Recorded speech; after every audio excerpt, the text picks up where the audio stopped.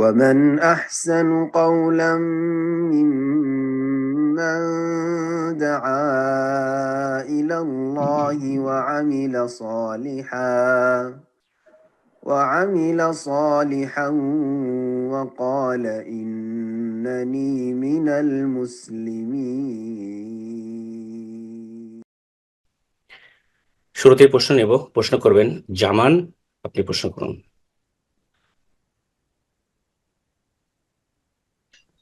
আসসালামু আলাইকুম শেখ। ওয়ালাইকুম আসসালাম ওয়া রাহমাতুল্লাহি ওয়া বারাকাতুহু। আমি নিউ ইয়র্ক থেকে বলতেছি। জি বলেন। প্রশ্ন হলো নফল সালাত গুলো তো ওই নিষিদ্ধ সময়ে নিষিদ্ধ, কিন্তু ফরজ সালাত গুলো কি পড়া যাবে? যেমন ফজরের সালাত সূর্য ওঠার সময় বা ফজরের সুন্নত। জি জি, গুরুত্বপূর্ণ প্রশ্ন, বিষয়ের সাথে সম্পর্কিত প্রশ্ন করলে বেশ ভালো, আর সময় উপযোগী প্রশ্ন করলে। তার বিষয়ের সাথে সম্পৃক্ত প্রশ্ন হলে সালাত সংক্রান্ত প্রশ্ন হবে, আর সময়কে কেন্দ্র করে যদি প্রশ্ন করেন তাহলে হজ উমরা সম্পর্কে, জিয়ারা সম্পর্কে প্রশ্ন হবে। জি, আল্লাহ তৌফিক দান করুন। বিসমিল্লাহ, আলহামদুলিল্লাহ, ওয়াসসালাতু ওয়াসসালামু আলা রাসূলিল্লাহ ওয়া আলা আলিহি ওয়া সাহবিহি ওয়া মান ওয়ালা, আম্মা বা'দ। ভাই প্রশ্ন করেছেন নিউ ইয়র্ক থেকে যে নিষিদ্ধ যে সময়গুলি রয়েছে সেই সময়গুলিতে তো সালাত আদায় করা নিষিদ্ধ, তো এই সময়গুলিতে ফরজ সালাত আদায় করতে পারবো কিনা আর ফজরের সুন্নত আদায় করতে পারবো কিনা। ওলামারা বলেছেন নিষিদ্ধ সময় যে পাঁচটি আমি আলোচনায় বললাম তার মধ্যে তিনটি হচ্ছে কঠোরভাবে নিষিদ্ধ সময়, আর সেই সময়গুলি খুব সীমিত সময়, অল্প সময়ের। এই তিনটি হচ্ছে ঠিক সূর্য উদয় হওয়ার সময়, সূর্য ওঠার সময়, আর আরেকটি হচ্ছে ঠিক সূর্য অস্তমিত হওয়ার সময়, ডোবার সময়, আর তৃতীয় হচ্ছে ঠিক সূর্য যখন হিনা তাকুমু কায়মা জাহিরা, মাথার ওপর সোজা যখন সূর্য থাকবে। এই তিনটি সময় কঠোরভাবে নিষিদ্ধ, আর এই সময়গুলি 5-10 মিনিটের মধ্যে চলে যাবে। সুতরাং এই সময়গুলিতে ইচ্ছা করে সালাত শুরু করবেন না, নফল তো মোটেই করবেন না, এমনকি ফরজ আদায় করতে হইলেও কিছুক্ষণ থেমে নেবেন, যেমন হাদিস দ্বারা প্রমাণিত। জি, আর ভালোভাবে সূর্য উঠে গেল আর তারপরে শুরু করেন, সূর্য ডুবে গেল তারপরে শুরু করেন। জি, কিন্তু একটি হাদিস রয়েছে এ মর্মে, এটাও বললি ফরজের ক্ষেত্রে নবী সাল্লাল্লাহু, ফরজের ক্ষেত্রে সুন্নাত শুরু করবেন না, ফরজের ক্ষেত্রে নবী সাল্লাল্লাহু আলাইহি ওয়াসাল্লামের হাদিস, মান আদরাকা রাকাতান ক্বাবলা আন তাতলুআ আশ-শামসু, মান আদরাকা রাকাতান মিন সালাতিল ফজর ক্বাবলা আন তাতলুআ আশ-শামসু ফাকাদ আদরাকাহা। কেউ যদি এক রাকাত সালাত পেয়ে যায় ফজরের 2 রাকাতের ভিতরে সূর্য ওঠার আগে, আর বাকি আর এক রাকাত সূর্য ওঠার সময় পড়লো বা তারপরে পড়লো, ফাকাদ আদরাকাহা, তাহলে সেই ব্যক্তি ওয়াক্ত পেয়ে গেল, কাজা হলো না। ওমান আদরাকা রাকাতান মিন সালাতিল আসর ক্বাবলা আন তাগরুবা আশ-শামসু ফাকাদ আদরাকাহা, আর কেউ যদি সূর্য ডুবার আগে আসরের 4 রাকাতের ভিতরে 1 রাকাত পেয়ে যায় তো বাকি 3 রাকাত সূর্য ডুবার পরে পড়ে নেবে, সে সালাতের ওয়াক্ত পেয়ে গেল। যদিও ইচ্ছা করে যদি এরকম কাজ করে তাহলে সে গুনাহগার, অনিচ্ছাকৃত, ঘুম ভাঙেনি, ভুলে গেছিল। মান নামা আন সালাতিন আও নাসিহা, নবী সাল্লাল্লাহু আলাইহি ওয়াসাল্লাম একটা হাদিস, কেউ যদি ঘুমিয়ে থেকে যায় অনিচ্ছাকৃত, ইচ্ছা করে নয়, সালাতের সময়, আও নাসিহা, অথবা ভুলে গেছিল, ঠিক যখন মনে হয়েছে উযু করে প্রস্তুত হইতে হইতে ঠিক সূর্য উঠতে যাচ্ছে, 1 রাকাত আদায় করতে পারবে, আর তারপরে সূর্য উঠে যাবে। সূর্য ডুবতে যাচ্ছে, 1 রাকাত আদায় করার শুধু সময় আছে, তাহলে শুরু করে দিবে। আর যদি দেখা যায় না এখন সূর্য ঠিক উঠছে, তাহলে শুরু করবেন না, 2-4-5 মিনিট থেমে যাবে আর তারপরে শুরু করবে, সুন্নাত নফল গুলি এই শক্ত নিষিদ্ধ সময়গুলিতে পড়বে না, শক্ত নিষিদ্ধ সময়ে পড়বে না। এমনকি কারণগত সালাত সম্পর্কে অনেক ওলামারা বলছে কিছুক্ষণ থামে, 2-4-5 মিনিট থেমে যান, পড়িয়েন না এই সময়। কিন্তু বাকি যে দুটো সময় রয়েছে হালকা নিষিদ্ধ, সেটা হচ্ছে একটু লম্বা সময়, ফজরের সালাত শেষ হওয়ার পর থেকে শুরু করে সূর্য ওঠা পর্যন্ত প্রায় 45 মিনিট থেকে 1 ঘন্টা। এই সময় যারা আউয়াল ওয়াক্তে, মোটামুটি সৌদি আরবে যেমন আহলে হাদিস মসজিদ গুলোতে সুন্নতি তরিকায় ফজরের ওয়াক্তে যে সালাত হচ্ছে তাতে মোটামুটি 45-50 মিনিট বা তারও বেশি সময় থাকছে। এই সময়ে কারণগত সালাত আদায় করবেন, বিনা কারণে নফল পড়া নিষিদ্ধ। তাহলে কারণগত সলাৎ, যার যে সলাতের কারণ হয়েছে, এখন আমাকে ইস্তেখারা করতে হবে, ইস্তেখারা সলাৎ। জি। এখন আমি উজু করলাম, তাহাজ্জুদ উজু পড়বো, এখন আমি মসজিদে প্রবেশ করলাম বাইরে থেকে এসে আবার, তাহলে আমি তাহিয়াতুল মসজিদ পড়বো ইত্যাদি। এখন জানাজা প্রস্তুত হয়ে আছে, জানাজা পড়বো, এখন চন্দ্রগ্রহণ লেগেছে, সুতরাং আমি চন্দ্রগ্রহণের সলাৎ শুরু করবো। এইরকমই আসর থেকে মাগরিব পর্যন্ত এই সময়গুলোতে কারণগত সলাৎ আদায় করবেন, সুন্নত নফল, কিন্তু বিনা কারণে নফল পড়া যায় না। আশা করি বুঝতে পেরেছেন। তাহলে ফজরের সুন্নাত কাজা হয়ে আছে, এই কাজা আদায় ঠিক সূর্য উঠছে সেই সময় আদায় করবেন না, সেই সময় আদায় করবেন না। ধরেন আপনার জোহরের সুন্নাত আপনি কাজা করতে চাইছেন, ঠিক সূর্য ডুবছে এই সময় আদায় করবেন না, কিন্তু আসর থেকে মাগরিবের মাঝে কাজা করতে পারেন, কারণগত আপনার উপর কাজা আছে, দায়িত্বে আছে, কাজা আদায় করতে পারবেন। নবী সাল্লাল্লাহু আলাইহি ওয়াসাল্লাম একদিন জোহরের সুন্নত পড়তে পারেননি, ব্যস্ততায়। এক প্রতিনিধি এসছে ইসলাম সম্পর্কে, ইসলামের দাওয়াত গ্রহণ করার জন্য বা শোনার জন্য, আর তাদেরকে নিয়ে আসর পর্যন্ত ব্যস্ত থেকেছেন, তারপর আসর পরে কাজা করেছেন। নিষিদ্ধ সময় তাহলে কাজা করেছেন, কিন্তু কঠোর নিষিদ্ধ সময় ঠিক সূর্য ডোবার সময় নয়।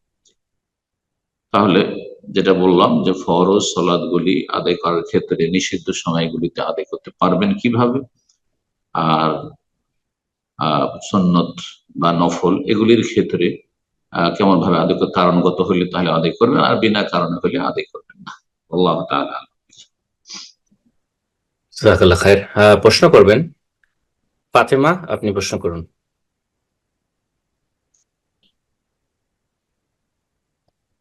জি ফাতেমা, আপনার ফোনটা আনমিউট করে নিন, প্রশ্ন করুন। আসসালামু আলাইকুম। ওয়ালাইকুম আসসালাম ওয়া রাহমাতুল্লাহি ওয়া বারাকাতুহু। জি জি শাইখ, আমি বাংলাদেশ থেকে বলছি। বলেন। আমার দুই ভাই সৌদি আরব থাকে, তো আমার ছোট ভাইরে ফ্রি ভিসা দিয়া বাহিরে নিছিল, সৌদিতে নিছিল। নেওয়ার পরে অনেক জায়গা থেকে ভাইয়ের কাজ আসছিল 2000 কিংবা 2200 রিয়াল বেতনে, কিন্তু আমার বড় ভাইরা ছোট ভাইরে গাড়ি কিনা দিবে বললা আর ওই কাজে যাইতে দেয় নাই। তো এভাবে কিছু মাস যাওয়ার পরে বড় ভাইদের অন্যান্য জায়গায় বাসা বাড়ি আছে, ফ্ল্যাট আছে, কিন্তু একটা একটা ফ্ল্যাট রাখছে, যার কারণে আর গাড়িটা কিনে দিতে পারে নাই। তো এখন ওই বড় দুই ভাই, যে দুই ভাই কথা দিছিল যে গাড়ি কিনে দিবে, এবং এই কারণে যে কতগুলা কাজ ধরতে পারে নাই, হাতছাড়া হয়ে গেছে, আশা দিল, এটা কি বড় দুই ভাইয়ের গুনাহ হয়েছে কিনা, এটা একটু আমরা জানতে চাই। নবী সাল্লাল্লাহু আলাইহি ওয়াসাল্লামের হাদিস, আল মুসলিমুন আলা শুরুতিহিম, মুসলিম নিজ শর্তের উপর অটল থাকবে। তো বড় ভাই যখন ছোট ভাই কাজ পাচ্ছিল, কাজের সুযোগ পাচ্ছিল, তাকে সেই কাজগুলি ধরতে দেয়নি, আর বলেছে যে তোমাকে গাড়ি কিনে দেবো, তার মানে তার সাথে ওয়াদা করেছে, শর্ত করেছে, সুতরাং সেই ওয়াদা পূরণ করা তাদের জন্য আবশ্যক ছিল। এখানে তাকে ক্ষতিগ্রস্ত করেছে। যদি ইচ্ছা করে অবহেলা করে থাকে, নিরুপায় নয়, আর নিজের স্বার্থকে বড় করে দেখে যে আমরা এই ফ্ল্যাট নিচ্ছি, এই করছি সেই করছি, তো ভাই তাহলে ওয়াদা কেন করলে? তাহলে অবশ্যই গুনাহগার, বড় ভাই ওয়াদা খেলাফের গুনাহগার। তবে এটি একটি নেফাক, কপটতার চরিত্র। আমলের মুনাফিকি হচ্ছে ওয়াদা আখলাফা, যদি ওয়াদা করে তো ওয়াদা খেলাফি করবে। আর যদি কোনো মানুষ ওয়াদা করেছে, তারপরে চেষ্টা ছিল কিন্তু নিরুপায় হয়ে গেছে, অভাবী হয়ে গেছে, ইচ্ছা ছিল তাকে গাড়ি কিনে দেবো কিন্তু পারলাম না, তখন আল্লাহর কাছে সেটা পকড়াও হবে না। কিন্তু আমার নিজের স্বার্থ, আগে আমাকে ফ্ল্যাটটা আমার নিতে হবে, আর তারপরে তাকে বসিয়ে রাখি, যখন সুবিধা হবে তখন তাকে গাড়ি কিনে দেবো, তো কেন থামালে তাকে? তাহলে অবশ্যই তারা গুনাহগার হয়েছে। আল্লাহ সকলকে হেদায়েত দান করুন। জি। এবং এই ক্ষেত্রে তারা আপোষে একটা মীমাংসায় আসবে, যাতে করে সেই ছোট ভাইয়ের কষ্ট না হয়, আক্ষেপ না হয়, এবং বান্দার হক নষ্ট না করা হয়, তাকে ক্ষতিগ্রস্ত করেছে। জি, আল্লাহ হেদায়েত দান করুন সবাইকে। আমিন। প্রশ্ন করবেন আব্দুল্লাহ বিন আব্দুর রহমান, আপনি প্রশ্ন করুন। আসসালামু আলাইকুম ওয়া রাহমাতুল্লাহ। ওয়ালাইকুম আসসালাম ওয়া রাহমাতুল্লাহি ওয়া বারাকাতুহু। আমি বাংলাদেশ থেকে বলছি। জি বলেন। আমার একটা জিজ্ঞাসা ছিল, সেটা হচ্ছে আমাদের আহলে হাদিস মসজিদে একজন ইমাম আমরা নিয়োগ দিয়েছিলাম। সেই ইমাম ফজরের সালাতে সালাতু খায়রুম মিনান নাওম এটা বলা যাবে না বলে সে আমাদের মসজিদে একটা ফতোয়া দিয়েছে। যে বললো এটা শুধু তাহাজ্জুদ সালাতের জন্য খাস করা আছে। বুখারীর একটা হাদিসের কথা বলছিল, এই মুহূর্তে আমার হাদিসটা মনে নেই। তবে উনি বলছিল নর্মাল যে মাসগুলাতে আছে কিংবা এই ফজরের নামাজের জন্য যে আজানটা দেওয়া হয় সেইখানে আসসালাতু খায়রুম মিনান নাওম বলা যাবে না।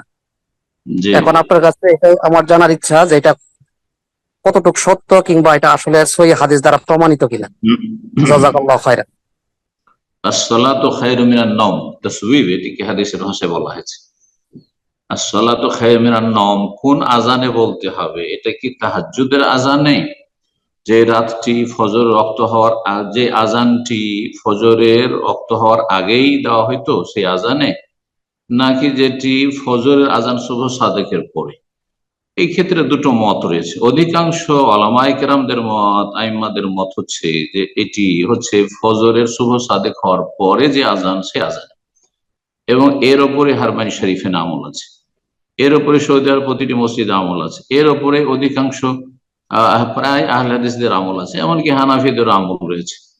সুতরাং যেই দেশে যেই সমাজে অধিকাংশ ওলামাদের মতটি চলে আসছে আর তাদের বেশ কিছু দলিল আছে, এ বিষয়ে এখন আমার সেই দলিলগুলো বলার সময়ও নেই আর সেগুলি আমার সামনে মজুদও নেই, কিন্তু আমি লেখাপড়া করেছি, সুতরাং সেই দলিলগুলি আমার সামনে আছে উভয় পক্ষের। তো তারা সেই দলিলগুলোর ভিত্তিতে বলেছেন যে না, এটি শুভ সাদেকের পরে যেটি ফজরের আজান বলছি আমরা, সেই ফজরের আজান আসসালাতু খায়রুম মিনান নওম, সেই মতের ওপরই আমল করতে হবে। সেখানে ফিতনা সৃষ্টি করা যাবে না, সেখানে ফিতনা সৃষ্টি করা যাবে না। আর যদি কোনো দেশে কোনো সমাজে দ্বিতীয় ওলামাদের যে মতটি রয়েছে তার উপর আমল থাকে যে না, তারা ওই তাহাজ্জুদের যে আজান বা শহরের আজান সেই আজানে আসসালাতু খায়রুম মিনান নওম বলে থাকে, সেখানে সে প্রচলন রয়েছে, তাহলে সেখানে নতুন করে ফিতনা সৃষ্টি করে ফজরে করা যাবে না, এটি হওয়া উচিত। কিছু মানুষ আছে আমাদের আহলে হাদিস সমাজে অল্প স্বল্প লেখাপড়া করে এই বুঝে না যে ফিতনা কিছু হয়ে যাবে, ঝামেলা বাঁধিয়ে দেবে, গঠনমূলক কাজ না করে এরা শুধু ভাঙারি কাজ করবে, অথচ এদের মধ্যে আহলে হাদিস, কথিত আহলে হাদিস এক শ্রেণীর পাক্কা ইখওয়ানি জামাতি হয়ে আছে। এরা জামাতিদের পেছনে পেছনে ঘুরে, এদের সাথে মহব্বত, এরা তবলিগি বিদাতীদেরকে ভালোবাসে, তাদের আকীদা মানহাজি বুঝে না, আকীদা মানহাজের গুরুত্ব না দিয়ে ফিকহি মাসলা মাসাইল নিয়ে বাড়াবাড়ি করে। এই রোগটি ভারত, বাংলাদেশ, পাকিস্তানের অনেক আহলে হাদিসদের মধ্যে রয়েছে, যে তারা আকীদা চাইতে বেশি তারা গুরুত্ব দিয়েছে ফিকহি মাসলা মাসাইল। এখান থেকে আমাদেরকে ফিরে আসতে হবে হাদিসদেরকে।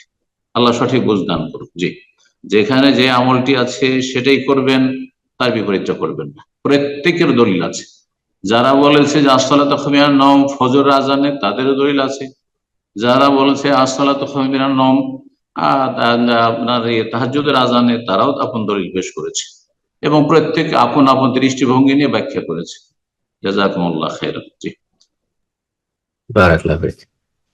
প্রশ্ন করবেন সেলিম ইকবাল, আপনি প্রশ্ন করুন।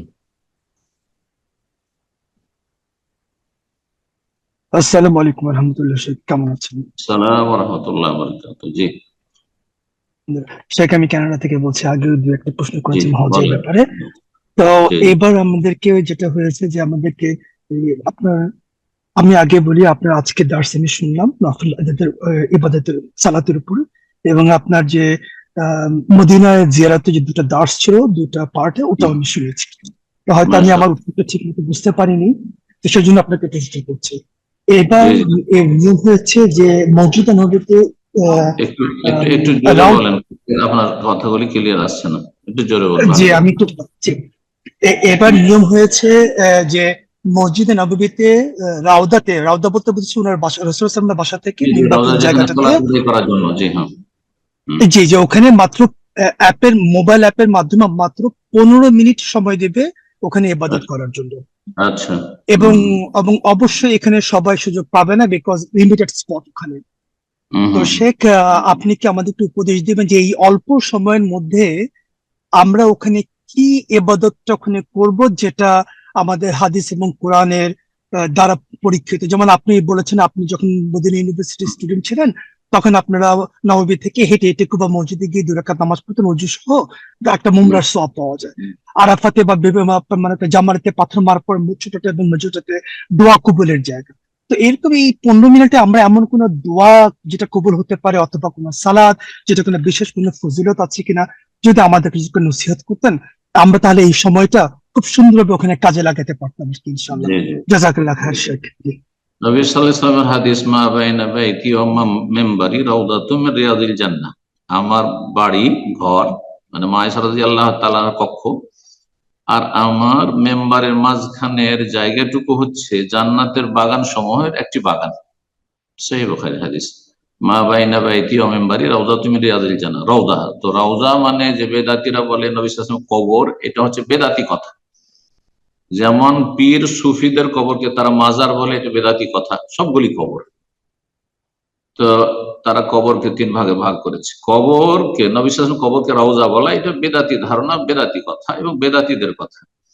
রওজা বলতে এই জায়গাটুকু নবী সাল্লাল্লাহু আলাইহি ওয়াসাল্লামের বাড়ি এবং মিম্বারের মাঝখানে, যেটি প্রথম নবী সাল্লাল্লাহু আলাইহি ওয়াসাল্লামের মসজিদের আসল জায়গা। জি, আর সেটাও মেম্বার পর্যন্ত, পুরো মসজিদ ডান দিক নয়। তো এই জায়গা চিহ্নিত করা আছে, তার কার্পেটটার রং ভিন্ন। আর এটা বুঝছেন আপনি বিষয়টি, এই জায়গাটুকুকে নবী সাল্লাল্লাহু আলাইহি ওয়াসাল্লাম কি বলেছেন? জান্নাতের বাগান সমূহের একটি বাগান। এই হাদিসের অর্থ কি? একটি অর্থ হচ্ছে, কারণ এই অর্থের সাথে আমলের সম্পর্ক, একটি অর্থ হচ্ছে যে এই জায়গায় সালাত আদায় করলে জান্নাতের বাগান পর্যন্ত পৌঁছিতে পারবে। জান্নাতের বাগান হাসিলের জন্য বা জান্নাতের বাগানে জান্নাতে পৌঁছার জন্য সহায়ক হবে এই জায়গায় সালাত আদায় করার নফল সুন্নত ইবাদতটি। সুতরাং এখানে যেটা করণীয় সেটা হচ্ছে 2 রাকাত সালাত আদায় করা, সেটা ফরজ ছাড়া। ফরজের জন্য এখানে অপেক্ষা করা অথচ সামনে জায়গা আছে, এটা মোটেই ঠিক না। কারণ এই জায়গার চাইতে বেশি ফজিলত তার সামনের দিকে গিয়ে যদি আপনি জায়গা পান, তো বেশি ফজিলত রয়েছে প্রথম কাতারে, তারপরে দ্বিতীয়, তারপরে তৃতীয়, এইভাবে। এখানে নফল সালাত 2 রাকাত পড়বেন আর তারপর জায়গা ব্যবস্থা করে দেবেন। এখানে দোয়া কবুল হওয়ার বিশেষ কোনো ফজিলত রয়েছে এই মর্মে কোনো দলিল নেই আমাদের কাছে, হ্যাঁও নেই নাও নেই। তবে জায়গাটি মসজিদ নববীর মধ্যে সবচেয়ে উত্তম জায়গা। সুতরাং সেখানে কেউ যদি 2 রাকাত সালাতের পরে 2 রাকাত সালাতের ভিতরে সেজদায় আত্তাহিয়াত দরুদ পড়ার পরে সালামের আগে, এই সময়গুলিতে দোয়া কবুল হয়। এছাড়াও সালাম ফেরার পরে কেউ যদি হাত তুলে একা একা দোয়া করে, তাহলে ভালো কথা, আশা করা যায় দোয়া কবুল হবে, কারণ জায়গাটি মোবারক জায়গা, মদিনার সবচেয়ে। তো এতটুকু শুধু। কিন্তু দোয়া কবুল যেমন জামরায় সাফা মারওয়াতে নবী সাল্লাল্লাহু আলাইহি ওয়াসাল্লাম দোয়া করেছেন, জামরাতে দোয়া করেছেন, এগুলি জায়গায় দোয়া কবুল হওয়ার, তার মাশআরে হারামে দোয়া করেছেন এবং দোয়া করতে বলে ফাজকুরুল্লাহ ইনদাল মাশআরি, আল্লাহ কোরআনে বলেছেন। মুজদালিফায় দোয়া কবুল হয়, আরাফায় দোয়া কবুল হয়, এইরকমই রওজাতে দোয়া কবুল হয়, এমন কথা কোরআন হাদিসে নেই। সুতরাং সেখানে আপনাকে অনেকক্ষণ বসে থাকতে হবে না, কোনো প্রয়োজন নেই। এক সময় কোনো এরকম বাঁধা সময় ছিল না, যে যতক্ষণ সুযোগ পেলে বসে থাকতো, এটা সময় ছিল। তারপরে গত বছরে গেছি, 6 মাস 8 মাস আগে গেছি, তখন আমরা বেশিরভাগ যেতাম ভোর 4টার সময় বা 3টার সময় যেতাম, ফজর আগে। তাহলে ফজর সহ 1 ঘন্টা পেয়ে যেতাম, কিন্তু এমনি আধা ঘন্টা সময় ছিল, আধা ঘন্টা বাঁধা ছিল। এখন হজ মৌসুমে যেহেতু লোকজনের সংখ্যা আরো অনেক বেশি, সেই জন্য 15 মিনিট করে দেওয়া হয়েছে। এটা মানুষের সুবিধার্থে, যাতে করে সবাই সুযোগ পায়, যথাসাধ্য সবাইকে সুযোগ দেওয়া সম্ভব হয়। তারপর হয়তো সব হাজির সুযোগ নাও পেতে পারে, আর সেটার জন্য রেজিস্ট্রেশন করতে হচ্ছে। তো এসব বিষয়গুলি রয়েছে। আল্লাহ রাব্বুল আলামিন সহজ করেন এবং আল্লাহ রাব্বুল আলামিন সঠিক বিষয়টা বুঝার তৌফিক দান করেন। যেমনটা বললাম যে 2 রাকাত সালাত আদায় করলে আপনার কাজ ওখানকার হয়ে, 2 রাকাত সালাত আদায় করলে নফল, আর তারপরে সেখানকার কাজ হয়ে গেল। ফরজের রক্ত হতে যাচ্ছে, সামনের দিকে জায়গা পাওয়ার চান্স আছে, সামনের দিকে এগিয়ে যাওয়ার চেষ্টা করুন। জাযাকুমুল্লাহ খাইর। বারাকাল্লাহু ফিক। প্রশ্ন করবেন সাফিউল্লাহ বিন আব্দুল হাই, আপনি প্রশ্ন করুন।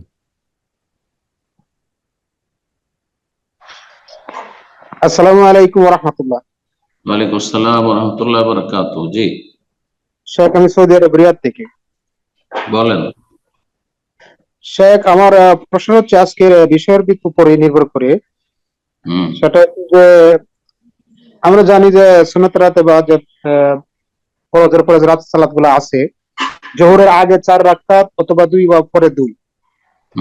এগুলো ফজিলত সম্পর্কে একটা বর্ণনা আছে যে আল্লাহ রাব্বুল আলামিন রাসূল সাল্লাল্লাহু আলাইহি ওয়াসাল্লাম বলেছেন যে জান্নাতে ঘর নির্মাণ করে দিবেন। তো আমি বাংলাদেশের একজন শায়খের মুখ থেকে শুনতে পারলাম হঠাৎ করে একটা হাদিস যে জোহরের আগে 4 এবং পরে 4 যে নিয়মিত পড়বে তার জন্য জাহান্নাম হারাম হয়ে যাবে। এই হাদিসটা কতটুকু সঠিক সেটা জানা জানা আর কি। এটাও সহি। মান সাল্লা ক্বাবলা যুহরি আরবান ওয়া ক্বাবলা বাদা যুহরি আরবান হারামাহুল্লাহু আলান নার। নবী সাল্লাল্লাহু আলাইহি হাদিস, যেই ব্যক্তি যোহর আগে 4 পড়বে আর যোহরের পরে 4 পড়বে তার জন্য আল্লাহ জাহান্নামকে হারাম করবেন। কিন্তু ফরজগুলি কমপ্লিট করার পর, এই নয় যে এটা এদিকে ফজরে হয়তো হাজির হয় না আর যোহরের আগে আর পরে 4 পড়ে, না না, মোটেই না, তার জন্য নয়। কথা বুঝতে পেরেছেন? যে কোনো নফলের ফজিলতগুলো তো মনে রাখতে হবে। এই হাদিস সহি এবং এই সুন্নতগুলি নিয়ে বিস্তারিত আলোচনা আমার মনে হয় কয়েকটা পর্ব আগে, এই 5-7টা পর্ব আগে বা তার বেশি হবে, এই জুমার পর্বের আগের পর্ব ছিল, সেখানে আমরা আলোচনা করেছি যে জোহরের সুন্নতের সংখ্যা 3 রকমের। আগে 2 পরে 2 এক, আরেকটা হচ্ছে আগে 4 পরে 2, আর 3 নম্বর হচ্ছে আগে 4 পরে 4। সেখানে সেই দার্সটিতে পেয়ে যাবেন ইনশাআল্লাহ, আলোচনা হয়েছে। বারাকাল্লাহু ফিক। হাদিস সহিহ। জাযাকাল্লাহ খায়ের। প্রশ্ন করবেন এসকে আসগর, আপনি প্রশ্ন করুন।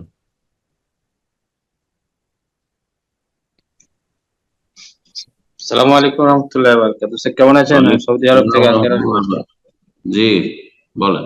আলহামদুলিল্লাহ। জি, আমার প্রশ্ন হলো যে আমাদের সামনে কোরবানি আসছে, যে আমরা কোরবানি পশু জবাই করার সময় যে নিয়তটা কিভাবে করব, আমরা দেখা যায় দেশে যে কাগজে নাম লিখে লিখে আর নাম পড়ে পড়ে এটা জবাইটা করে, তো এটা কতটুকু সহি এবং বেনামাজির সাথে মানে কোরবানি দেওয়া যাবে কিনা, এটাই প্রশ্ন। জাযাকুল্লাহ। নিয়ত পড়া তো বেদাত যে কোনো ইবাদতে। নিয়ত হচ্ছে অন্তরের নিয়তের নাম। নিয়ত যদি কেউ পড়ে যে আল্লাহুম্মা ইন্নী নাওয়াইতুল উযহিয়াতা, আমি কুরবানির নিয়ত করছি, বা নাওয়াইতু যাবহাল উযহিয়াতি, তাহলে বেদাত এটি। যেমন নাওয়াইতু আন উসাল্লিয়া পড়া বেদাত, নাওয়াইতু আন আসুমা গাদান পড়া বেদাত, ঠিক তেমনি নাওয়াইতুল উযহিয়া পড়া বেদাত।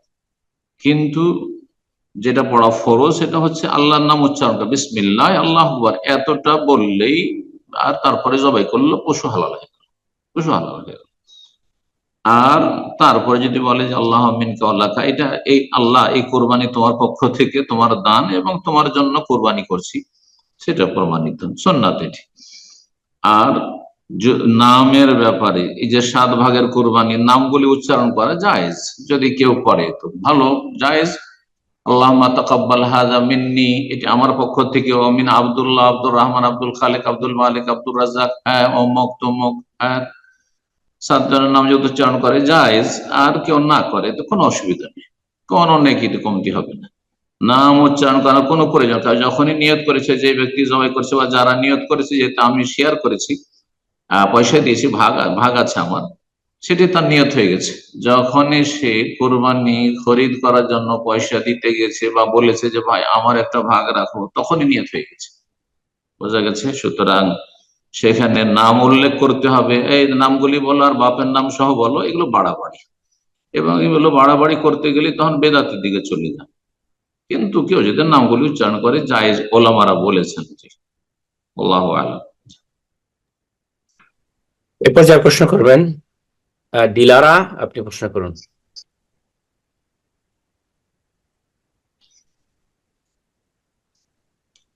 ডিলারা, আপনার ফোনটা আনমিউট করে নিন। জি, প্রশ্ন করুন। জি, আসসালামু আলাইকুম ওয়া রাহমাতুল্লাহ। আমি ঢাকা থেকে জি আমি ঢাকা থেকে বলছি। বলেন।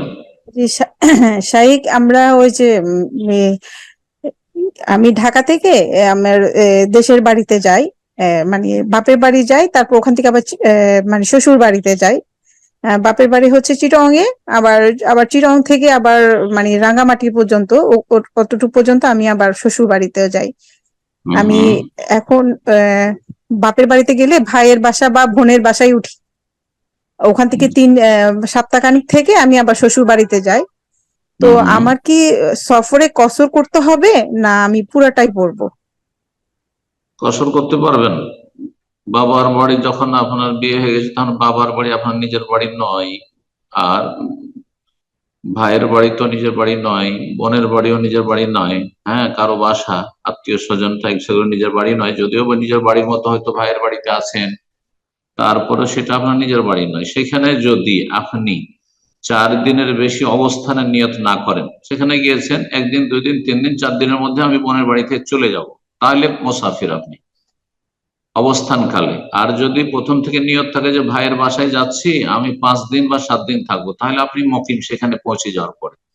রাস্তায় যখন আপনি যাতায়াত করছেন তখন মুসাফির, অর্থাৎ আপনি ঢাকা থেকে যখন আপনার শ্বশুর বাড়ি যাচ্ছেন, রাস্তায় আছেন, তখন আপনি মুসাফির। কিন্তু শ্বশুর বাড়ি গিয়ে আমি 5 দিন থাকবো, তাহলে ওখানে গিয়ে তখন আপনি মুকিম হয়ে গেলেন, মুকিমের হুকুমে। আর আরেকটি অবস্থা হচ্ছে আপনার জানা নেই, আমার 1-2 দিন কাজ শেষ হয়ে যেতে পারে, শ্বশুর বাড়ি গিয়ে চলে আসতে পারি, আবার সময়ও লাগতে পারে। এই আজকাল করতে করতে যদি বেশি সময় হয়ে যায়, 10-20 দিন, 19 দিন, 20 দিন হয়ে যায়, তবুও কসর করতে পারবেন। আর 19 দিনের যে হাদিসটি রয়েছে নবী সাল্লাল্লাহু আলাইহি ওয়াসাল্লামের সফরের, সেটা এই ক্ষেত্রেই হয়েছে যে নবী সাল্লাল্লাহু আলাইহি ওয়াসাল্লাম ভাবছেন যে এই চলে যাব করতে করতে 19 হয়েছে। ইচ্ছা করে নবী সাল্লাল্লাহু আলাইহি ওয়াসাল্লাম 19 দিন আছি আর কসর করছি। আর এই হাদিসটা বুখারী নিয়ে অনেক বলছে 19 দিন পর্যন্ত কসর করতে পারবো, 20 দিন পারবো না। এটা তাদের বুঝের ভুল, তাদের এই হাদিস থেকে ফিকহি মাসলা গ্রহণে তাদের ভুল সিদ্ধান্ত হয়েছে। জি, আশা করি বুঝতে পেরেছেন। জাযাকাল্লাহ খায়ের। প্রশ্ন করবেন শাহিদা আক্তার, আপনি প্রশ্ন করুন। আসসালামু আলাইকুম ওয়া রাহমাতুল্লাহি ওয়া বারাকাতুহু। ওয়ালাইকুম আসসালাম ওয়া রাহমাতুল্লাহি ওয়া বারাকাতুহু।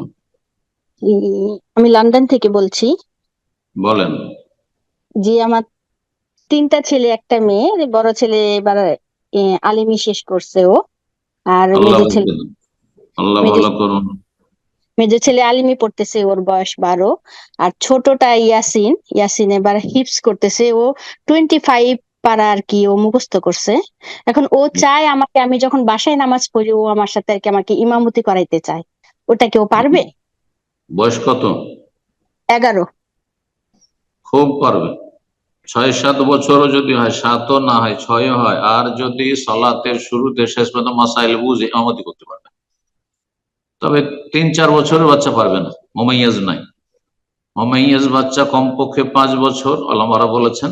আর তারপরে সে সালাতের বিধিবিধান বুঝে, সালাতের করণীয় বর্জনীয় বুঝে, সালাতের ভিতরে কথা বলতে হয় না, এদিক সেদিক ছোটাছুটি করতে হয় না, এসব মাসাইল যদি পুরো জানে, তাহলে 6 বছর 7 বছরের বাচ্চার ইমামতিতে কোনো অসুবিধা নেই। সহিহ বুখারীর হাদিস রয়েছে, আমর ইবনে সালামা রাদিয়াল্লাহু তাআলা আনহু, তার কওমের সম্প্রদায়ের মধ্যে সবচেয়ে বেশি তারই কোরআন মুখস্থ ছিল। আর তার বংশে যত সব মুরব্বীরা ছিল সবাই তার কোরআন বেশি মুখস্থ, সেজন্য তাকে ইমাম বানিয়ে দিয়েছিল, সে ইমামতি করত। তার বয়স তখন 7-এর নিচে ছিল। জাযাকাল্লাহ খায়ের। প্রশ্ন করবেন সাজিবুল আনসারী, আপনি প্রশ্ন করুন।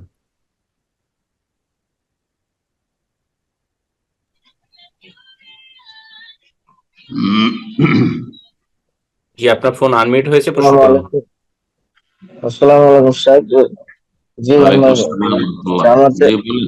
কোথা থেকে বলছেন? দুবাই থেকে বলছি। কোথায়? দুবাই থেকে। দুবাই, মাশাআল্লাহ, বলেন। জি, জামাতের সালাত আদায় করার সময় যে 1-2 রাকাত হতে যায়, তো যে ইমাম মানে সালাম ফেরানোর আগে যে আত্তাহিয়াতু দরুদ মাসফারা যে পড়ে, সেটা কি আমি পুরো পড়বো না শুধু আত্তাহিয়াতু পড়ে বসে থাকবো?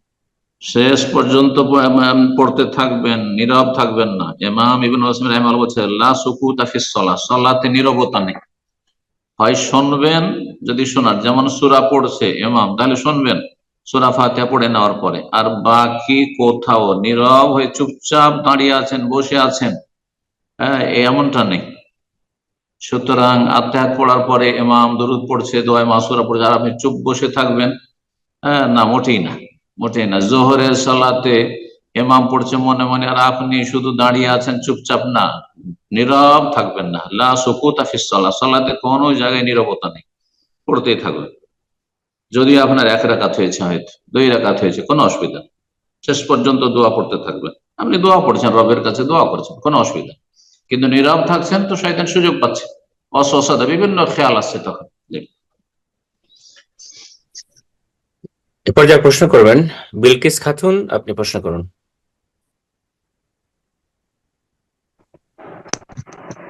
আসসালামু আলাইকুম ওয়া রাহমাতুল্লাহি ওয়া বারাকাতুহু। ওয়ালাইকুম আসসালাম ওয়া রাহমাতুল্লাহি ওয়া বারাকাতুহু।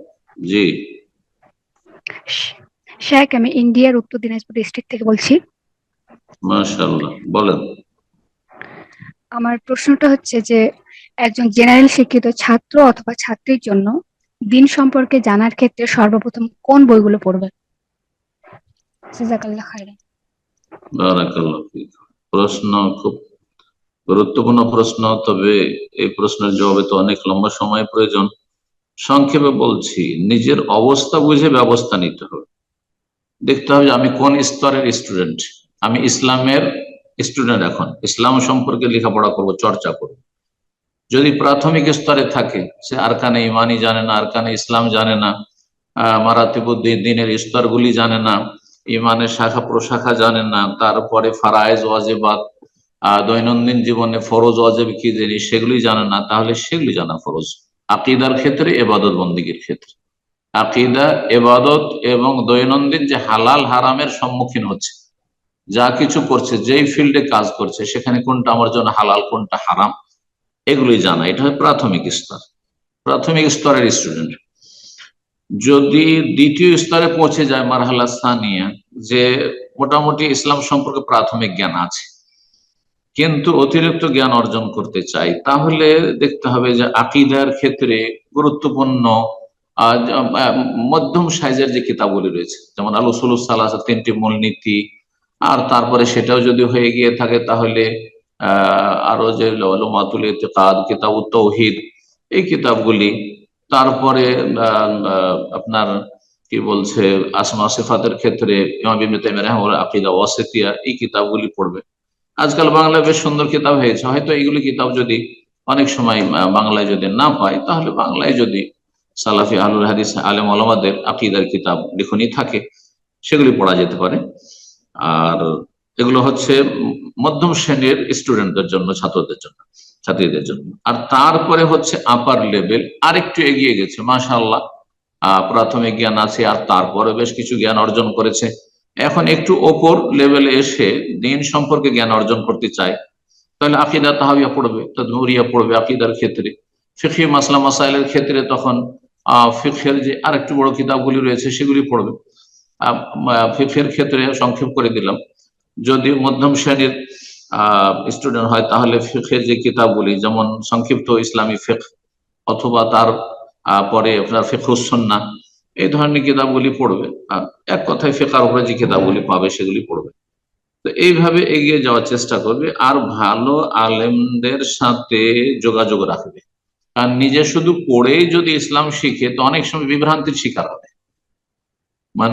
মানকানা শেখহু কিতাবা, যদি কারো ওস্তাদ শুধু কিতাব হয়, ওই পুস্তক পড়েই আমি ডাক্তার হয়ে যাব, শেখ হয়ে যাব, আমি জ্ঞানী হয়ে যাব, তো কাসরা খাতাও, ওলামারা বলেছেন, মুস্তালাহুল হাদিস, উসুলুল হাদিস ওলামারা, যে তার ভুল বেশি হবে, বিভ্রান্তির শিকার বেশি হবে, ওয়াকাল্লা সওয়াবহু, আর তার সঠিকটা কম হবে।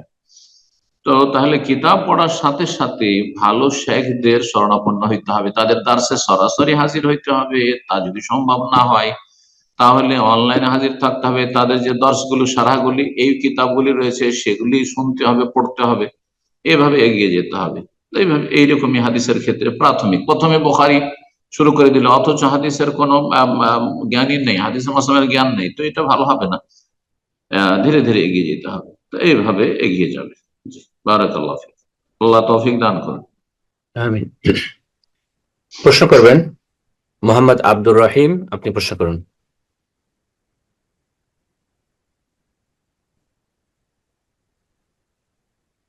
মোহাম্মদ আব্দুর রহিম, ফোনটা আনমিউট করে নিন। ওয়ালাইকুম আসসালাম ওয়া রাহমাতুল্লাহি ওয়া বারাকাতুহু। জি জি শেখ, আমি লন্ডন থেকে বলতেছি। মাঝের সমস্যা হচ্ছে, সেটা হচ্ছে যে আমি ডিস্টার্ব ফিল করি অনেক বেশি, যে জিনের থেকে ডিস্টার্ব ফিল করি, এবং আমি ফিল করি যে আমার আশেপাশে কেউ একজন উপস্থিত, এমনকি যেটা ধরুন বাংলাদেশে হয় সেই নিউজটা আমার কাছে চলে আসে, আমি স্বপ্ন দেখে ফেলি। এমনকি মাঝে মধ্যে বাসার মধ্যে বিভিন্ন জিনিসপত্র যেটা আমি রাখি নাই সেটা থাকে। আমি যদি চেষ্টা করি লা ইলাহা ইল্লাল্লাহু ওয়াহদাহু লা শারীকা লাহু লাহুল মুলকু ওয়া লাহুল হামদু ওয়া হুয়া আলা জাগ্রত কুল্লি অবস্থায় না ঘুমন্ত অবস্থায় এমনটা হয়? জি, ঘুমন্ত অবস্থায় হয়, জি। এমনকি আর যদি আমি ওই যে লা ইলাহা ইল্লাল্লাহু ওয়াহদাহু লা শারীকা লাহু লাহুল মুলকু ওয়া লাহুল ঘুমন্ত হামদু ওয়া অবস্থা হয়, জাগা জি, অবস্থায় হয় না এরকম তো? না জাগা হয়? অবস্থায় হয়, ঘুমন্ত অবস্থাতে, দুই অবস্থাতেই। হুম। আমি যদি ওই জিকিরটা করার চেষ্টা করি তখন মনে হয় যে আমাকে কেউ একজন এখনই ধরে ফেলতেছে, আর আমি 100 বার পড়তে পারি না। আর নামাজের মধ্যে অনেক অনেক ভুল হয়, 2 রাকাত পড়তেছি, দেখা যায় 4-5 রাকাত পড়া শুরু করে দিছি, অথবা 1 রাকাত পড়ে সালাম ফিরে ফেলছি। তো খুব ডিস্টার্ব ফিল অস্বস্থার রোগ করি। আছে আপনার, অস্বস্থার রোগ আছে। জি, এখান থেকে মুক্তি লাভের জন্য কয়েকটি পদক্ষেপ এ সম্পর্কে বিভিন্ন সময় আমি বলেছি, আলোচনা করেছি। প্রথম, আপনি আল্লাহ রাব্বুল আলামিনের কাছে দোয়া করেন, জি, ওয়া ইম্মা ইয়ানজাগান্নাকা মিনাশ শাইতানি নাজগুন ফাস্তাইজ বিল্লাহ ইন্নাহু সামিউল আলিম। যদি শয়তানের পক্ষ থেকে কোন রকমের কুমন্ত্রণা, ওয়াসওয়াসা দেওয়া হয়, ওয়াসওয়াসার শিকার, কুমন্ত্রণার শিকার, তাহলে তুমি আল্লাহর কাছে আশ্রয় কামনা করো। আউযু বিল্লাহি মিনাশ শাইতানির রাজিম, বেশি বেশি পড়ে আউযু বিল্লাহ, সংক্ষেপে আউযু বিল্লাহ। যখন এরকম আউযু বিল্লাহ, আউযু বিল্লাহি মিনাশ শাইতানির, আউযু বিল্লাহিস সামিউল আলিম মিনাশ শাইতানির রাজিম মিন হামজিহি ওয়া নাফখিহি ওয়া নাফসিহি, জি, এইভাবে আউযু বিকালিমাতিল্লাহি তাম্মাতি মিন শাররি মা খালাক। তারপরে স্বপ্নে যদি দেখেন এরকম খারাপ কিছু দেখছেন আর ভয় পাচ্ছেন, আউযু বিকালিমাতিল্লাহি তাম্মাতি মিন গাযাবিহি ওয়া ইকাবিহি ওয়া শাররি ইবাদিহি ওয়া মিন হামাযাতিশ শাইতানি ইয়াহদুরুন, এই দোয়াগুলি পড়বেন।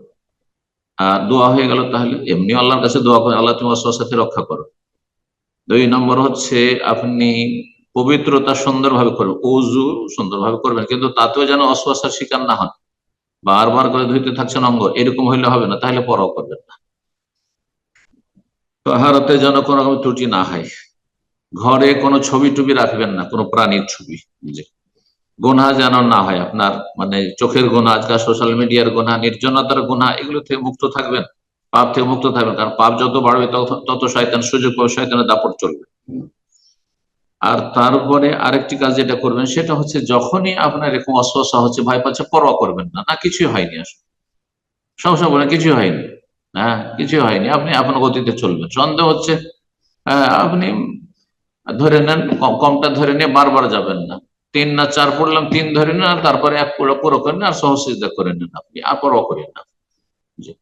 এইভাবেই আপনি ওয়াসওয়াসা থেকে মুক্তি লাভের চেষ্টা করুন, আল্লাহ সহজ করুন। আমিন। আর সকাল সন্ধ্যার জিকির আজকার গুলি পড়ুন। সকাল সন্ধ্যার জিকির আজকার হচ্ছে আপনার জন্য তাহসিনাত, সুরক্ষিত দুর্গ আপনার, সুতরাং আপনি সেগুলি নিয়মিত পালন করার চেষ্টা করবেন। আল্লাহ তৌফিক দান করুন। প্রশ্ন করবেন শহীদুল ইসলাম, হাসানপুর থেকে আপনি প্রশ্ন করুন। জি,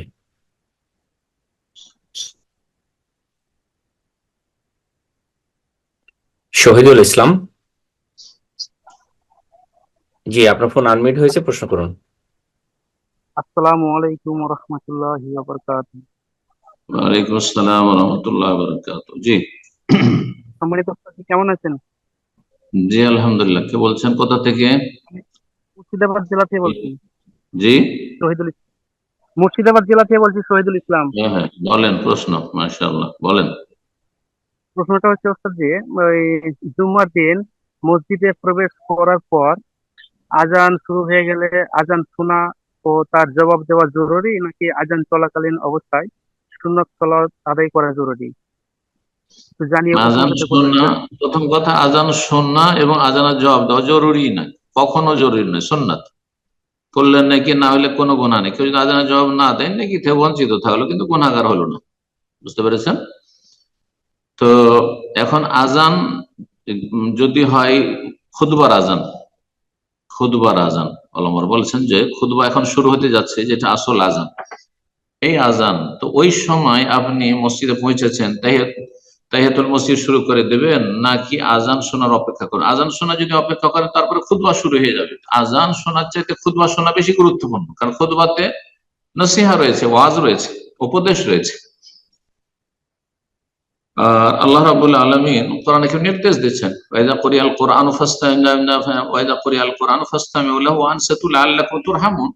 তাফসীর কারগর বলছে আয়াত জুমার খুতবা সম্পর্কে নাযিল হয়েছে। সুতরাং আপনি সেখানে আজানের জবাব দেওয়ার জন্য অপেক্ষা না করে আপনি সুন্নাত শুরু করে দেবেন, সুন্নাত শুরু, এটাই উত্তম। কিন্তু কেউ যদি মনে করে যে আমি আজানের জবাবটা দিইনি, অন্য সময় জুমা ছাড়া যদি অন্য সময় হয়, তাহলে তো এটাই বলবো যে দুটো সমন্বয় করেন, আজানের জবাবটা দিয়ে নেন।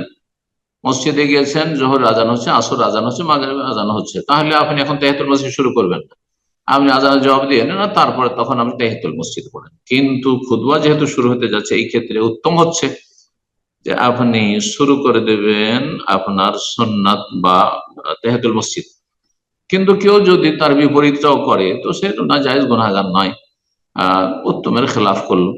যেটা বেশি গুরুত্বপূর্ণ ছিল সেটাকে গুরুত্ব না দিয়ে যেটা কম গুরুত্বপূর্ণ সেটাই গুরুত্ব দিল, কিন্তু সে কোনো গুনাহের কাজ করেনি। এক কথায় আশা করি বুঝতে পারছেন।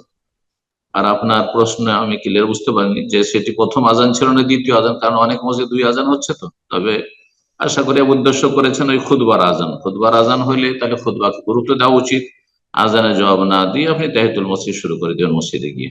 আল্লাহু আ'লাম। জাযাকাল্লাহ খায়ের শেখ। প্রশ্ন করবেন ইরফান আলী। ইরফান আলী, আপনি প্রশ্ন করুন।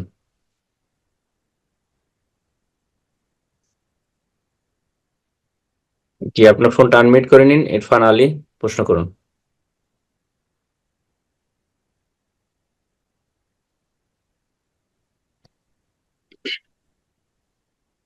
এরপর যে আমরা আরেকজনকে সুযোগ করে দিচ্ছি, প্রশ্ন করবেন শামিমুল হুদা সিদ্দিক, আপনি প্রশ্ন করুন।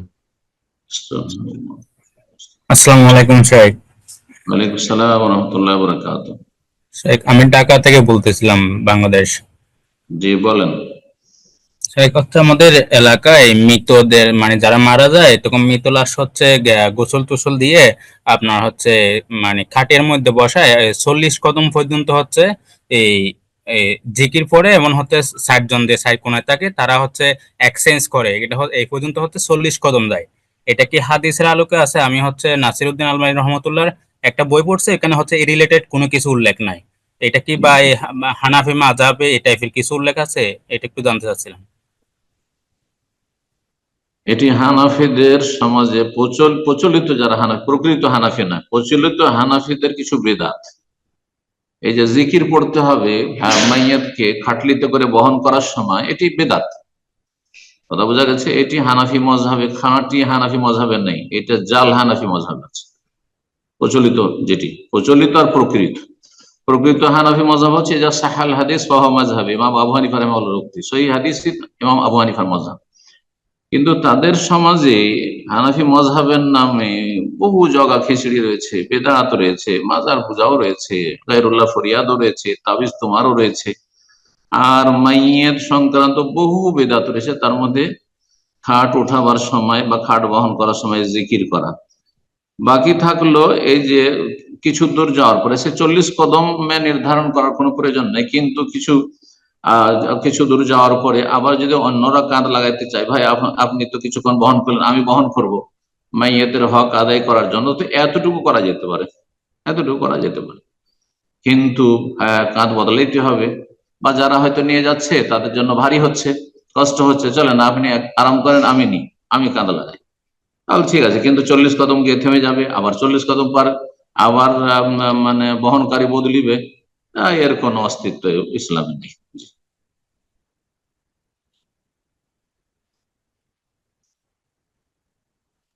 জাযাকাল্লাহ খায়ের।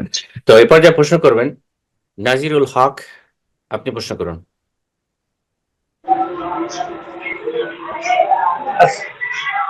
আসসালামু আলাইকুম।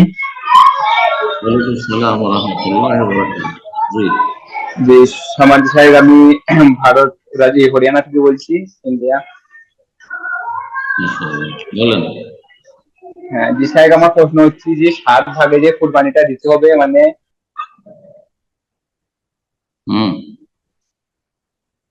প্রশ্ন কি আপনার? সেটা উনি ফোনটা মিউট করে ফেলেছে। নাজিরুল হক, আপনার ফোন মিউট হয়ে গিয়েছিল, তো আপনি ফোনটা আবার আনমিউট করে নিন, প্রশ্ন করুন।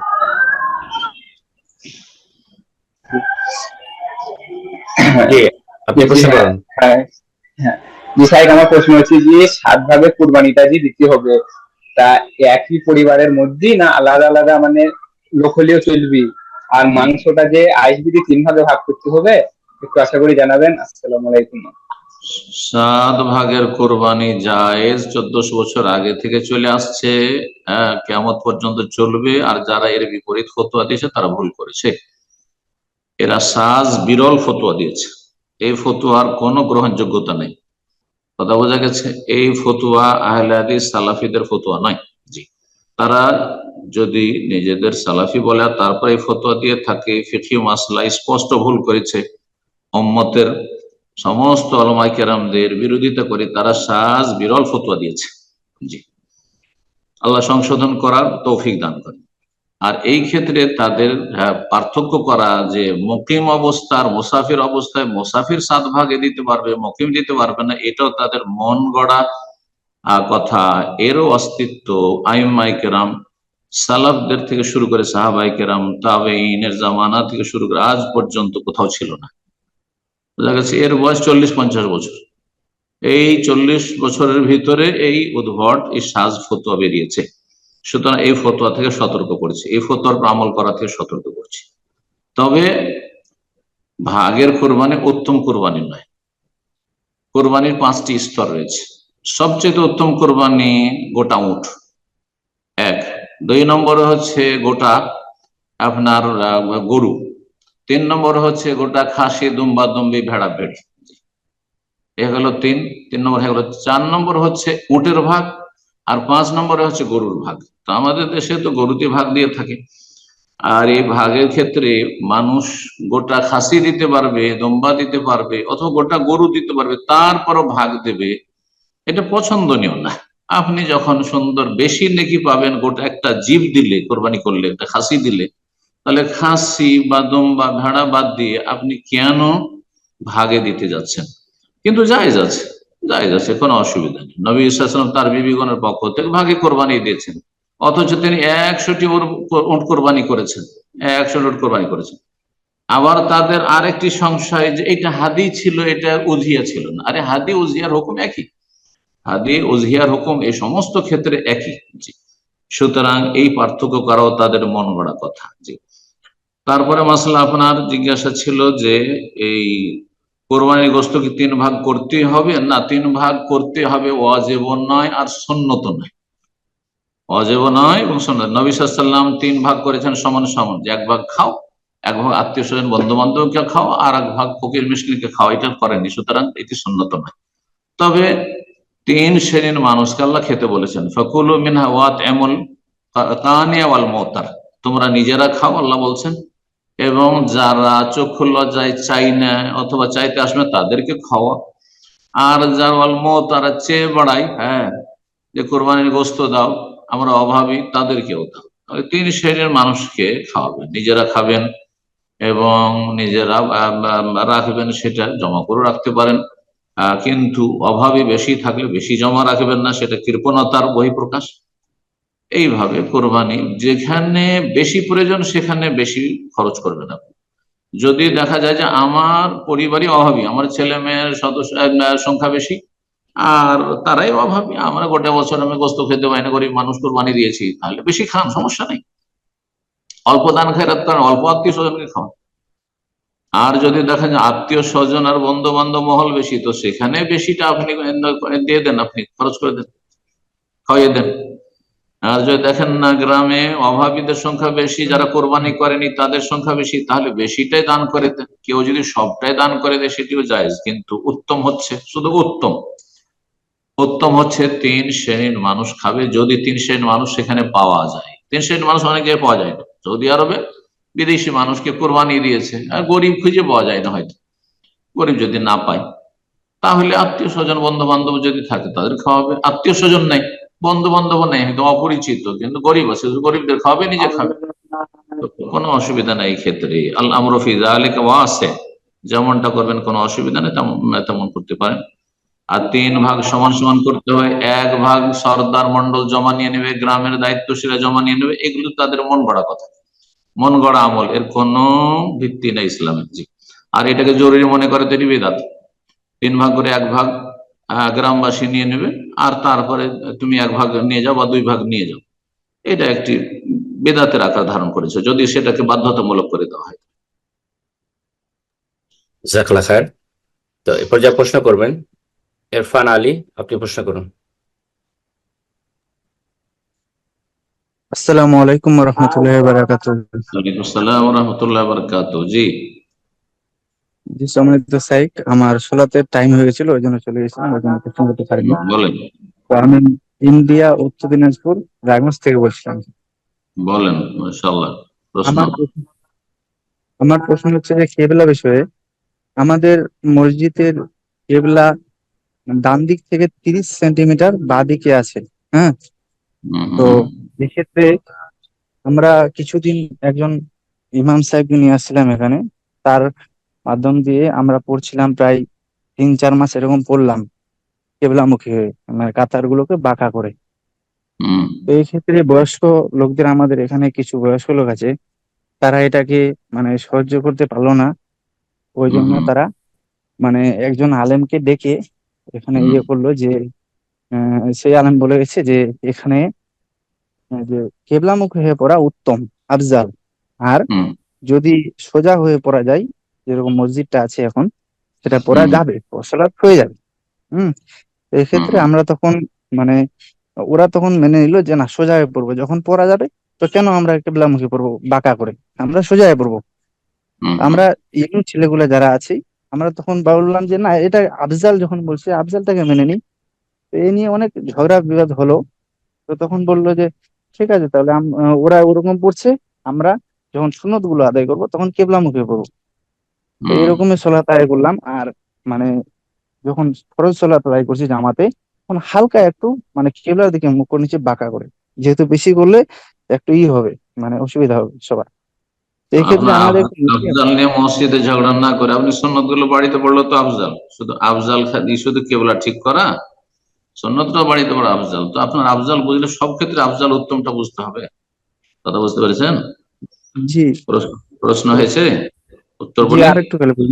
আরেকটু হেল্প করি যে মানে ওখানে আলেম বলে গেছিল যে মা বাইনাল মাশরিকি ওয়াল মাগরিবি কিবলা। তো এই হাদিসটা একটু ব্যাখ্যা চাইছি, আর আমাদের একটু নসিহত করেন যুবক ছেলেদের, যে আমাদের কি করলে উত্তম হবে আর আমরা কি করে এই হবো।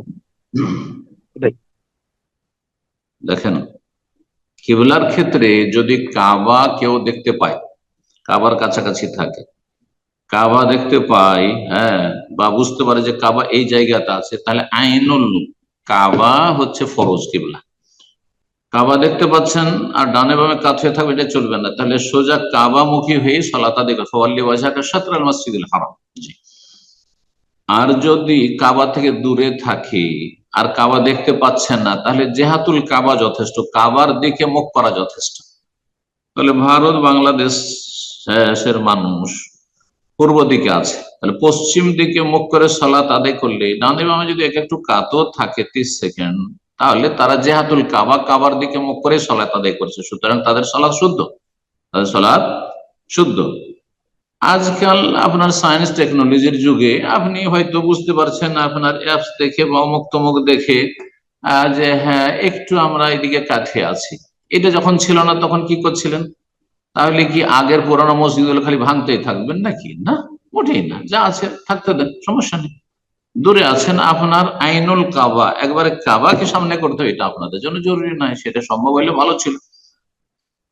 এমন কি কাবা ঘরের বাইরে থেকে যারা চত্বরে সালাত আদায় করছেন অথবা কাবা ঘরের ভিতরে সালাত আদায় করছেন, কিন্তু লোকজনের ভিড় ভাড়ে কাবা দেখতে পাচ্ছেন না, তাহলে কাবার দিকে মুখ করে সালাত আদায় করে যথেষ্ট। কাবার দিকে, কাবার যেটা দিক সেদিকে মুখ করে সালাত আদায় করা যথেষ্ট। যদি নয় যে কাবাটা কোন দিকে আছে হুবহু দেখে না দেখার চেষ্টা করতেন, না না, কোনো প্রয়োজন নেই। জি, আল্লাহ তৌফিক দান করুন। এই ক্ষেত্রে যেমনটা বলেছেন, ওই যে আলেমকে নিয়ে আসা হয়েছে, যে যদি কোনো জায়গায় সম্ভব হয় যে আইনুল কাবা, কাবাকে সামনে করে সালাত আদায় করবে, এটি উত্তম। আর দূরে থাকলে কাবার দিক, জেহাতুল কাবা, কাবার দিকে মুখ করাই যথেষ্ট। মানে কাবার যে দিকটি রয়েছে, আপনি পূর্ব দিকে আছেন, পশ্চিম দিয়ে মুখ করা, যারা উত্তর দিকে আছে দক্ষিণ দিয়ে মুখ করে সালাত আদায় করা, দক্ষিণ দিকে আছে, উত্তর দিকে যারা ইয়ামানে আছে তারা উত্তর দিকে মুখ করে সালাত আদায় করবে, যারা শাম দেশে আছে তারা বা মদিনা আছে তারা দক্ষিণ দিকে মুখ করে সালাত আদায় করবে, যারা আফ্রিকা ইউরোপে রয়েছে, আমেরিকা কানাডা রয়েছে পশ্চিম দিকে তারা আপনার পূর্ব দিকে মুখ করে সালাত আদায় করছে, যথেষ্ট। এদিক সেদিক হলে কোনো অসুবিধা নেই তাতে। জি, আর ওই হাদিস যে হাদিসটি বলে মা বাইনাল মাশরিকি ওয়াল মাগরিবি কিবলাতুন, পূর্ব পশ্চিমের মাঝে মধ্যবর্তী জায়গায় বা মাঝে কিবলা রয়েছে, এই হাদিসটি নবী সাল্লাল্লাহু আলাইহি ওয়াসাল্লাম মদিনা থেকে বলেছেন। আর মদিনা কাবার বা মক্কার উত্তর দিকে, সুতরাং পূর্ব পশ্চিমের মাঝে হচ্ছে দক্ষিণ দিক আর উত্তর দিক। তো উত্তর দিকে দাঁড়িয়ে আছেন, দক্ষিণ দিকে মুখ করে, দক্ষিণ দিকে মুখ করে সালাত আদায় করা যথেষ্ট কিবলা। এই জরুরি নয় যে সেখান থেকে মেপে আসতে হবে মক্কা থেকে যে ঠিক কাবাটা কোন দিকে আছে, না, কোনো প্রয়োজন নেই। মা বাইনাল মাশরিকি ওয়াল মাগরিবি কিবলা, এই কথাটি উত্তর দিকে দক্ষিণ দিকে যারা আছে তাদের জন্য বলা হয়েছে। ঠিক ওই রকমই পেশাব পায়খানে বসার ক্ষেত্রে ওয়ালাকিন শাররিকু ওয়া গাররিবু, পূর্ব দিকে মুখ করে বসো, না হয় পশ্চিম দিকে মুখ করে বসো, এটা উত্তর দিকে দক্ষিণ দিকে যারা আছে কাবার তাদের জন্য বলা হয়েছে। আর আপনাদের জন্য যারা পূর্ব দিকে আছেন, ভারত, বাংলাদেশ, পাকিস্তানে, তাদের জন্য মা বাইনাল মাশরিকি ওয়াল মাগরিবি, মা বাইনাশ শিমালি ওয়াল জুনুবি, মা বাইনাশ শিমালি ওয়াল জুনুবি কিবলাতুন, উত্তর আর দক্ষিণের মাঝে কিবলা আছে। উত্তর দক্ষিণ ডানে বামে রাখেন, আর আপনি পশ্চিম দিকে মুখের পূর্ব দিকে দাঁড়া, পশ্চিম দিকে মুখ করে কিবলা সামনে। জি, বারাকাল্লাহু ফিক। ঝামেলা করবেন না। সুন্নত গুলির ক্ষেত্রে আপনারা যুবক ছেলের জন্য নাসিহা বলেছেন, যুবক ছেলেরা আবেগী, আপনারা মসজিদে কেন সুন্নত পড়ছেন? তার চাইতে বেশি 27 গুণ, একটি হাদিস প্রমাণ করে যে 25-27 গুণ বেশি নেকি পাবেন আপনি যদি বাড়িতে সুন্নত পড়েন। ঝামেলা থেকে মুক্ত থাকলে ফরজটা পড়ে চলে আসলেন। এখন মুরব্বীরা তাদের আগে থেকে তাদের একটা প্রভাব রয়েছে, তাদের একটা ক্ষমতার দাপট রয়েছে, তাদের একটা মান সম্মান আত্মমর্যাদা বোধ রয়েছে, সুতরাং তাদের এটা মানহানি হচ্ছে যে আপনারা তাদের সংশোধন করে তাদেরকে আপনি সোজা করবেন বা আপনারা যুবকরা সোজা করবেন, এটা ছোট হয়ে যাচ্ছে তারা, না? তো এখানে তাদেরকে আঘাত লাগছে, শয়তান এখানে কাজ করছে, সুতরাং আপনার আফজাল বুঝবে না। সুতরাং জায়েজ কাজ করেন, তাদের সাথে ফরজটা পড়েন আর সুন্নত নফলগুলি বাড়িতে গিয়ে পড়েন। মসজিদে যখন সুন্নত পড়বেন একটু বাঁকা হয়ে, তখন তারা আপনাদের সাথে ফিতনা লাগাবে, ঝামেলা বাঁধাবে, গ্রামে ঝগড়া হবে, ঝগড়া করা হারাম। একটা উত্তম কাজের জন্য ঝগড়া বিবাদ করা হারাম। জি, ভিড় ভাড় করা হারাম, যেখানে ভিড় ভাড় করে হাজরা আসওয়াদে চুমো দেওয়া সুন্নত। জি, এইরকমের রওজাতে মসজিদে নববীতে আসা সুন্নত মুস্তাহাব। আর তার জন্য কেউ যদি ধাক্কা ধাক্কি ভিড় ভাড় করে তাহলে নাজায়েজ কাজ, গুনহার কাজ করবে। বারাকাল্লাহ। জাযাকাল্লাহ খাইর শেখ। তো আজকে শেখ এখানে শেষ করা যাক, আসলে অনেক সময় হয়ে গেল। দোয়া করে আজকে এখানে শেষ করে দেন। জাযাকাল্লাহ খাইর শেখ, আপনার অনেক মূল্যবান সময়ের জন্য আল্লাহ আপনাকে উত্তম প্রতিদান দান করেন। জাযাকাল্লাহ খাইর।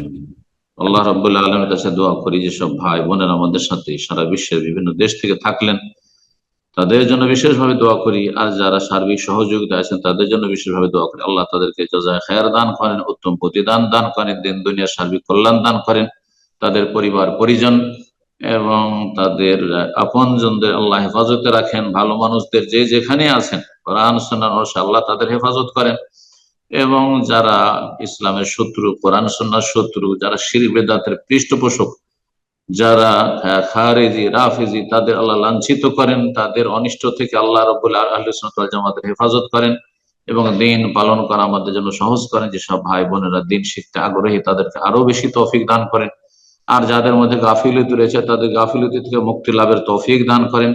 যেসব ভাই বোনেরা হজে এসেছেন আল্লাহ তাদের হজকে কবুল করেন, যারা আসছেন আসবেন আল্লাহ তাদের জন্য সহজ করেন, সহি সালামতে নিয়ে আসেন, সহি সালামতে নিয়ে যান। আল্লাহ রাব্বুল আলামিন আমাদের ফরজ নফল কবুল করেন।